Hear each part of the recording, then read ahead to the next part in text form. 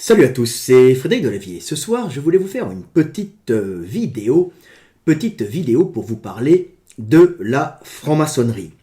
Alors, je ne vais pas faire une vidéo pour vous parler du côté satanique de la franc-maçonnerie, ou de ses sacrifices d'enfants. Ça serait complètement délirant, ce serait ce qu'on appelle du complotisme, ça serait complètement débile.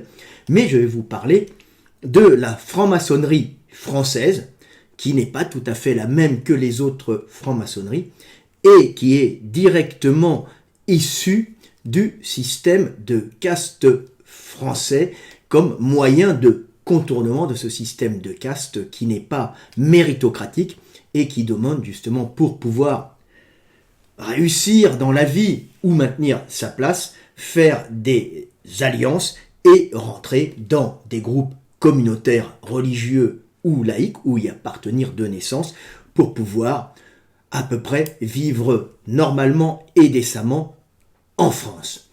Alors, la franc-maçonnerie est en France quelque chose qui a des ramifications énormes, mais dont toutes les têtes, dont toutes les loges ne sont souvent pas en réelle connexion.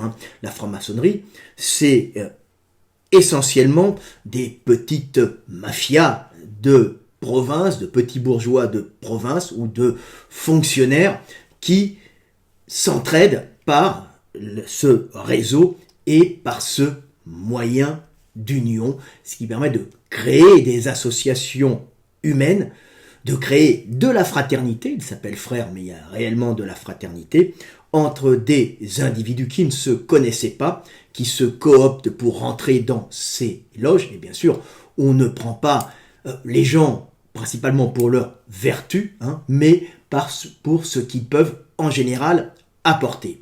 Alors, les loges sont extrêmement nombreuses et les francs-maçons vous diront que il y a autant, les francs-maçons français, de franc-maçonnerie qu'il y a de loges en France, mais l'homme étant ce qu'il est, on rentre souvent en franc-maçonnerie, non pas pour qu'on vous révèle les secrets du monde, bien que certains y croient et vont y rentrer pour pratiquer des cultes un peu désuets, des cultes un peu ridicules, des espèces de formations mystiques qui n'ont en vérité comme principal but que d'unir des petits bourgeois de province ou des gens avec un peu de pouvoir, ou des fois avec beaucoup de pouvoir dans certaines loges, pour pouvoir s'entraider, pour que ces gens s'entraident entre eux et que ces gens puissent profiter de la vie et parfois aider leurs compatriotes.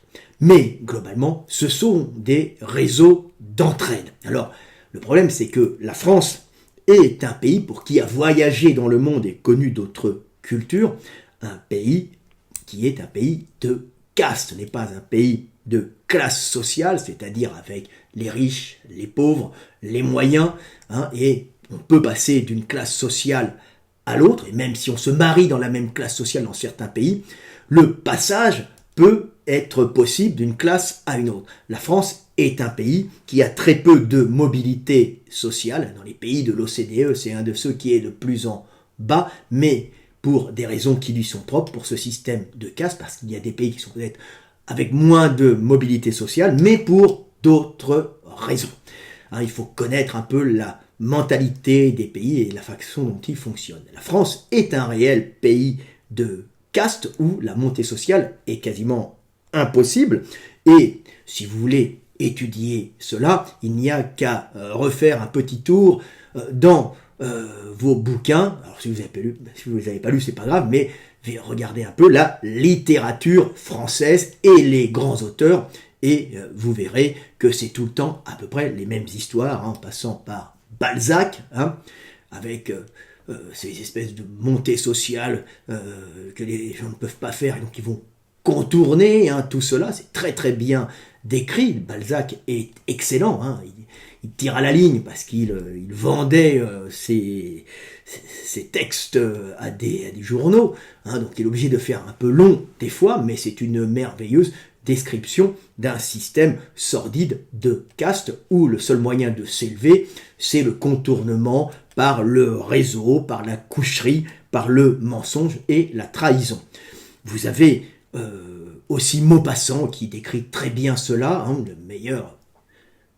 pour moi, le meilleur roman de Maupassant là-dessus, c'est Bel-Ami qui décrit la montée sociale d'un fils de paysan qui réussit par sa belle allure et en se faisant passer pour quelqu'un d'une caste plus élevée qu'il n'est en réalité, arrive à monter au sommet, entrer au Sénat, au Parlement et tout ça, en baisant les femmes des riches, hein, et en finissant par épouser leur fille. Donc c'est très intéressant de lire Maupassant. Vous avez aussi Houellebecq qui est très bon dans le domaine pour décrire tout ça. Et le record, dans la description justement de ce système de caste, c'est Proust, hein, qui, dans La Recherche du temps perdu, qui est un roman fleuve, hein, décrit avec la précision d'un entomologiste le système de caste français et qui d'ailleurs, au début de son roman, a tout un passage pour expliquer que le système de caste française ressemble en de nombreux points au système de caste indien. La différence, c'est que les Indiens l'ont accepté et le conçoivent, ils disent oui, nous sommes dans un système de caste. Le Français, malheureusement, le refoule derrière ces grandes idées, hein, la France de la liberté, la France des droits de l'homme, en vérité, la France des castes, où quand tu nais à un endroit, tu y restes et tu y meurs, et on te fait rêver de montée sociale alors qu'il n'y en a pas.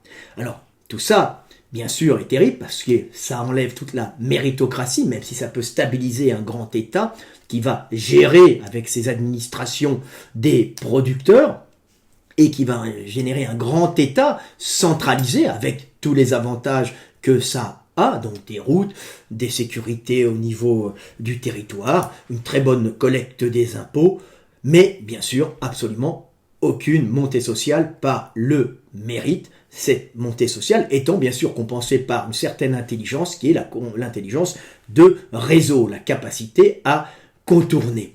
Alors, ce système de caste génère bien sûr un communautarisme pour pouvoir s'en sortir, communautarisme qui a été communautariste juif, communautarisme protestant, ou après communautarisme, alors c'est religieux, mais tu peux avoir des communautarismes italiens, des communautarismes auvergnats de région, donc des communautarismes qui remplacent la méritocratie qui n'existe pas en France.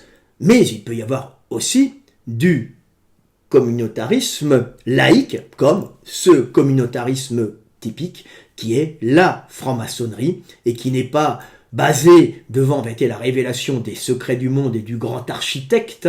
Ça, c'est un mythe pour faire rentrer les neuneux, mais tous ces petits bourgeois de province, hein, ou autres dans ces groupes, et au cours de cérémonies plus ou moins mystiques, hein, dans la pénombre de la loge, avait éclairé aux bougies, avec des têtes de mort, avec des grandes phrases pompeuses, hein, on unit devant des rituels de gamins des adultes qui, en vérité, par ces rituels dans la pénombre, vont rentrer dans une espèce de semi-hypnose où ils vivront des expériences communes comme devant le chaman, devant le feu, des expériences, hein, c'est la magie du feu, notre esprit devant le feu, dans la pénombre et devant le feu, est fait pour incorporer en lui tout ce que raconte le chaman ou le maître de la loge, hein, et d'unir les gens qui sont devant ce feu.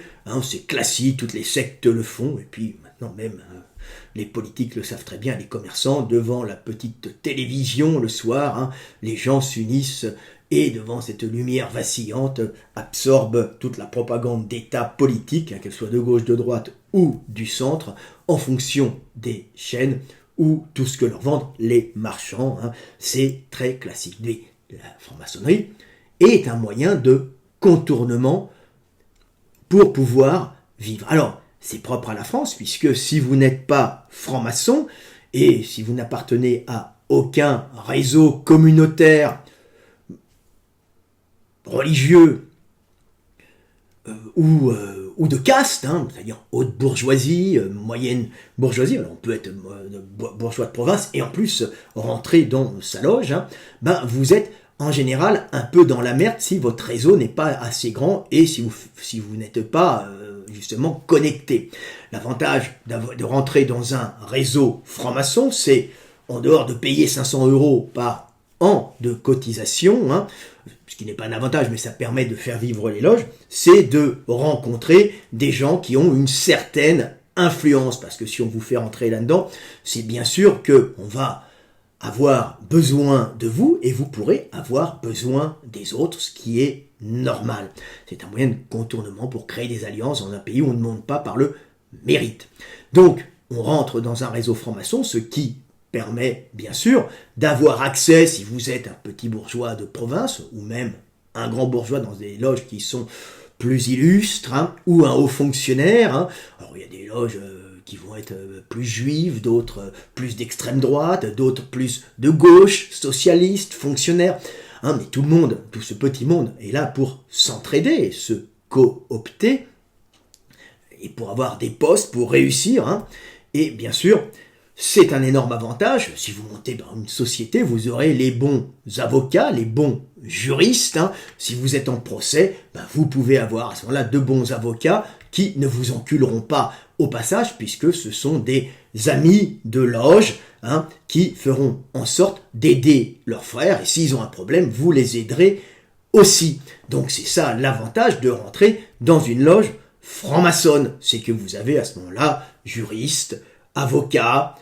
Vous pouvez même avoir la complaisance des juges, hein, si vous êtes jugé pour certaines affaires, si les juges appartiennent bien sûr à votre loge ou à des loges amies, ce qui est un énorme avantage. Et comme ça, la justice ne devient plus juste, mais elle tombe aux mains de certaines loges franc-maçonnes. Alors bien sûr, c'est un hydre à 1000 têtes, puisqu'il y a autant de types de franc-maçonnerie, on va dire, que de loges, mais bien sûr, les gens sont...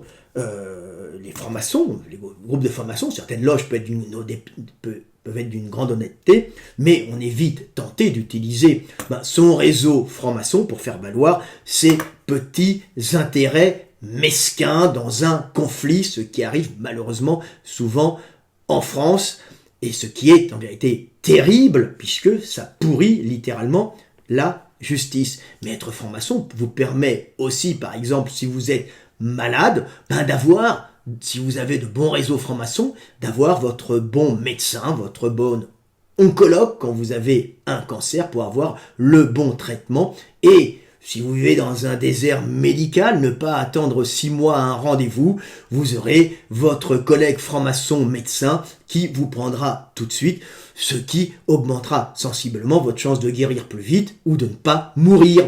Donc c'est un avantage aussi énorme d'être franc-maçon. Vous voyez comment l'hydre franc-maçon prend son ampleur en France, parce que c'est tout simplement un moyen de contournement d'un système sclérosé de caste. Hein, c'est pas la franc-maçonnerie qui pourrit la France, c'est le système de caste qui rend la France nauséabonde par son système anti-méritocratique, hein, et de contournement. Contournement par le sexe, la promotion canapé, bel ami par exemple, hein, contournement par les réseaux bourgeois où on va entre bourgeois céder ou même se marier déjà puisque c'est des pays de caste, et après céder, contournement de réseau si vous avez accès, hein, à une école, à une école connue d'État, l'ENA, c'est ça, Polytechnique ou autre. Alors, Polytechnique, c'est des techniciens, donc en général, les ingénieurs sont d'un autre niveau, puisque s'ils ne font pas un bon travail d'ingénierie, ça va être un peu problématique et les structures vont casser. Hein, donc on prend, en général, les ingénieurs ont quand même cette chance, hein, c'est qu'on a quand même besoin d'avoir des structures qui tiennent. Mais globalement, pour la gestion d'État, pour les hauts fonctionnaires, rentrer dans un réseau franc-maçon en France est tout le temps un avantage. Hein, c'est malheureusement vrai, et ça nous pourrit le système. Alors je rigole parce que j'ai des amis francs-maçons qui m'ont proposé de rentrer dans la franc-maçonnerie, Le problème, c'est que j'ai pas le temps d'aller dans les loges, c'est sûrement assez sympa. Bon, mes amis y étaient allés pour avoir des relations, hein, passer les premiers moments où on leur raconte des histoires de grands architectes et on leur fait les petits rituels pluricentenaires. Ils s'aperçoivent bien que tout ça, c'est du cirque et que l'important, c'est l'union entre les hommes que la franc-maçonnerie génère. Et en arrivant au 66e degré, vous en connaîtrez sûrement beaucoup moins que si vous avez ouvert l'éveil des consciences, qui est un livre qui, lui, vous explique le fonctionnement du monde sans avoir besoin d'aller dans une loge, mais malheureusement sans vous donner le réseau le réseau mafieux, quelque part, du franc-maçon. Alors, mafieux, c'est pas méchant, hein, mais c'est quand même des réseaux mafieux qui vont contourner la méritocratie et qui vont mettre en avant l'amitié. N'oubliez pas qu'un franc-maçon est prêt, alors, dans les sermons, à aider et à éliminer les ennemis de ses frères. Donc, un frère passe avant un individu qui n'est pas un frère quand il y a un conflit, même si le frère est un frère pourri, hein, bien sûr, c'est ça. Alors ils vous disent qu'ils s'arrangent pour éjecter les brebis galeuses. Malheureusement, la plupart du temps, ils les aident, hein, puisque ça se passe comme ça, une espèce de fraternité où on s'entraide et on pardonne plus facilement à un frère qu'à quelqu'un qui ne l'est pas. Hein, voilà, moi je sais que j'ai été en conflit pour la petite histoire de justice pour une escroquerie avec un franc-maçon, et que ce franc-maçon, alors il avait perdu, et il avait réussi, hein, il était interdit de gestion, il avait eu des problèmes justement à la suite de ça, puisque c'était une ensemble d'affaires, et il avait réussi à rebondir en étant réintégré au sein de la gendarmerie, je me souviens plus, ceux qui ne sont pas en permanence dedans, mais bon, il avait été réintégré au sein de la gendarmerie. Alors heureusement que moi, j'avais aussi mes réseaux méritocratique d'amitié, puisque des gens qui apprécient mon travail et qui me connaissent, qui étaient dans la police à haut niveau, et qui ont bien sûr averti la gendarmerie, les hauts gradés de la gendarmerie, ceux qui étaient au-dessus des francs-maçons même, pour les prévenir qu'ils étaient en train de faire rentrer dans leurs ordres, hein, de la gendarmerie. Hein. Tous les gendarmes ne sont pas francs-maçons, mais il y a énormément de francs-maçons dans la gendarmerie. Ils ne sont pas tous pourris d'ailleurs, hein, les ordres. Mais qu'ils étaient en train de faire rentrer un escroc, donc de coopter un escroc rentrant au sein de la gendarmerie. Donc heureusement, mes réseaux étaient plus puissants, il a été dégagé, puisque on ne fait pas rentrer de gens qui ont été condamnés à interdit de gestion dans des organismes d'État comme ça serait suicidaire. Il y en a sûrement, hein, mais c'est quand même quelque chose de grave. Mais alors, les réseaux francs-maçons, il y en a un peu partout. Hein. Je sais que j'ai eu des amis qui m'appelaient et qui me disaient, je lui disais, ce mec est intéressant, tout ça.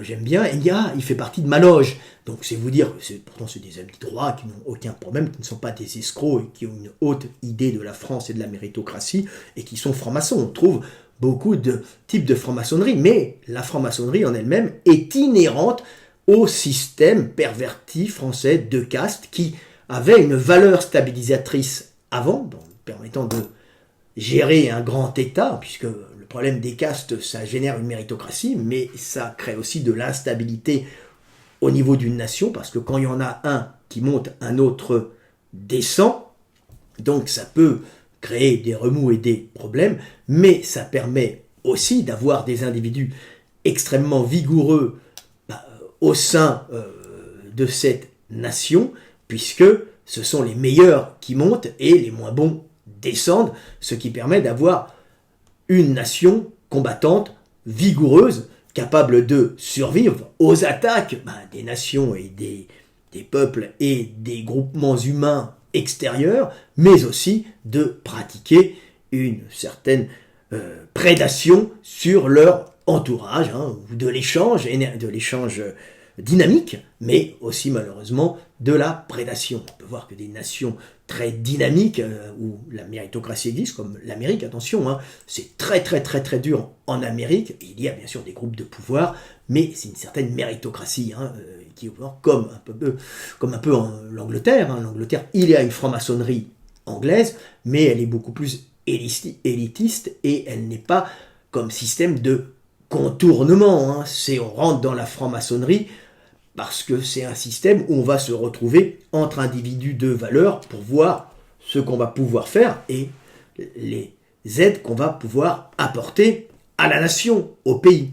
Hein. Ça n'a pas du tout la même valeur. Les États-Unis ont une franc-maçonnerie développée, mais qui n'est pas forcément une franc-maçonnerie de contournement de caste, puisque l'Amérique n'est pas un pays de caste, c'est un pays qui se soumet au dieu argent et au dieu bénéfice. Hein. Ce qui est important, c'est de s'unir avec des personnes qui vous permettront de gagner de l'argent. On est dans l'esprit anglais, hein, et on est aussi dans la méritocratie germanique, puisque l'Allemagne, l'Amérique, les USA sont des pays principalement de population, on va dire, germanique, contrairement à ce que les gens pensent. C'est de mentalité anglaise, mais aussi de population germanique, qui est une méritocratie, l'Allemagne, basée sur la valeur du travail, hein, la qualité qu'on apporte à son travail. Hein, c'était plein d'États qui se faisaient une espèce de guerre économique au sein de la germanitude, c'est-à-dire de ceux qui parlent le dialecte germanique et qui peuvent se vendre d'un pays à l'autre pour pouvoir faire valoir leur qualité, et chaque ville essaye d'attirer un maximum d'ingénieurs, de marchands ou autres qui seront efficaces pour faire valoir leur région. C'est-à-dire c'est un pays de Länder, hein, c'est pas un pays centralisé, et on voit le dynamisme allemand actuel qui vient justement de cette méritocratie. Donc c'est pour ça que les Allemands pénétrant en France voyaient cette espèce de mafia franc-maçonne comme une entrave au national-socialiste méritocratique et en même temps génocidaire, bien sûr, hein, mais comme un cancer empêchant le pays de se développer, puisque ça ne permet pas de prendre les plus brillants, mais de prendre uniquement les copains ou ceux qui sont cooptés, ce qui va vraiment à l'encontre de la mentalité germanique. Et la franc-maçonnerie, par contre, américaine, elle est une franc-maçonnerie méritocratique, hein, qui n'a rien à voir comme la franc-maçonnerie anglaise. N'oubliez pas que l'Angleterre, qui est un pays commerçant, c'est une île qui n'avait que comme moyen de s'étendre et de progresser économiquement que la mer. Donc, elle envoyait ses capitaines et ses hommes d'affaires dans le monde entier pour prendre des territoires, générer des richesses et revenir, et des inventeurs pour pouvoir augmenter leurs profits. Donc on anoblissait ceux qui rapportaient de l'argent, ceux qui prenaient des territoires, et ceux qui faisaient de grandes découvertes. Hein. Là, l'aristocratie anglaise est une aristocratie qui anoblit, un peu comme l'aristocratie russe qui anoblissait ses fonctionnaires et ses bons soldats en les mariant aux vieilles baronnes, c'est-à-dire on était vieux à 25-30 ans, hein, ou aux moches, hein, aux baronnes moches, pour pouvoir faire rentrer du sang frais dans ceux qui géraient la Russie. Mais bon, la Russie n'a pas tenu, elle est devenue communiste, mais c'est aussi un communisme avec une certaine méritocratie à l'intérieur. C'est des groupes de mecs extrêmement violents qui s'affrontent pour prendre le pouvoir et gérer un pays, redistribuer l'argent d'une façon communautariste, hein, au peuple. Plus on va à l'Est, plus on se retrouve dans un système communautariste qu'il n'y a pas en France, c'est-à-dire comme c'est global. En France, ce sont des communautés qui sont là qui se battent entre elles pour lutter, en fin de compte, contre un système sclérosé qui ne bouge plus. Hein, donc on ne peut monter que par ce système et de cooptage, de réseau, et de, malheureusement, franc-maçonnerie qui corrompt quelque part le système, bien que toutes les loges ne soient pas des monstres de corruption. Le système, en général, génère la corruption, génère le copinage et détruit la méritocratie. C'est pour ça que, d'ailleurs, même si notre enseignement à haut niveau universitaire reste de bonne qualité, les meilleurs partent à l'étranger et sont rachetés, ils sont attirés par les labos allemands, américains, israéliens, sud-africains, même chinois maintenant, même d'Asie, parce que là, ils pourront se réaliser sans passer par des réseaux de petits fonctionnaires merdeux, hein, donc qui n'ont comme seul, et des fois francs-maçons, hein, puisqu'ils cumulent, hein, qui n'ont comme seul but que de pouvoir avoir leurs petits intérêts par le réseautage et le copinage, hein, par tous ces systèmes de communautarisme laïque ou religieux faits pour contourner un immonde système de caste. Voilà, la mort de la France, hein, ce n'est pas l'émigration. Hein. L'émigration, c'est en fin de compte la résultante d'un système de caste où il n'y a plus de méritocratie, où par le travail, on ne monte pas, donc les gens ne s'investissent même plus dans le travail. Les classes moyennes sont obligées de travailler parce qu'elles sont prises à la gorge par un système qui les force à travailler. Si vous ne travaillez pas, vous êtes écroulé d'impôts, on vous prend votre maison, vous vous retrouvez à la rue, donc on pousse les gens à travailler comme des bêtes, hein, comme des bœufs au champ. Autrement, l'État vous s'écroule. On est le pays, hein, je crois qu'on est dans le pays du monde le plus taxé, je crois. Hein. Et oui, bien sûr, c'est la France. Hein, la France qui génère toute cette merde parce que son vieux système de caste est complètement obsolète dans une globale planète où les États méritocratiques, hein, qu'ils soient communistes méritocratiques, hein, comme en Chine, ou capitalistes méritocratiques, comme aux États-Unis, même en Angleterre, même s'il y a des graves problèmes, les mettent à l'amende. Même la Russie peut les mettre à l'amende. Hein. La France est en train de s'effondrer par ce système de caste qu'elle n'ose admettre. Hein. Elle se cache derrière le pays des droits de l'homme, de la liberté d'expression. Liberté d'expression, mon cul. Hein. Vous êtes dans le pays de l'OCDE, des pays de l'OCDE, qui a le plus bas taux de montée sociale et où la morosité, vous l'avez sûrement remarqué, elle est terrible, puisque les jeunes ne cherchent qu'une seule chose, à partir, puisqu'il n'y a plus d'espoir, il n'y en a jamais eu en France, hein. Il n'y a jamais vraiment eu d'espoir de montée sociale, mais s'il fait bon vivre dans un pays où vous êtes bien à votre place sans espoir de montée sociale, ça ne pose aucun problème. Mais quand vous voyez progressivement votre univers devenir de plus en plus pourri, de plus en plus violent, avec un peuple qui se déteste, hein, il se déteste entre castes, hein, il se déteste entre communautés, vous n'espérez quand vous êtes jeune qu'une seule chose, c'est fuir ce pays qui est pourrissant car le système de caste n'est plus valable et il faut le changer. Voilà, et la franc-maçonnerie fait partie du cancer, bien sûr, même si on n'en est pas responsable. Hein. Il y a des loges où les gens sont adorables, mais elle fait partie du système de putréfaction de la France. C'était Fred Delavier, je vous aime et paix sur terre, mes frères et sœurs.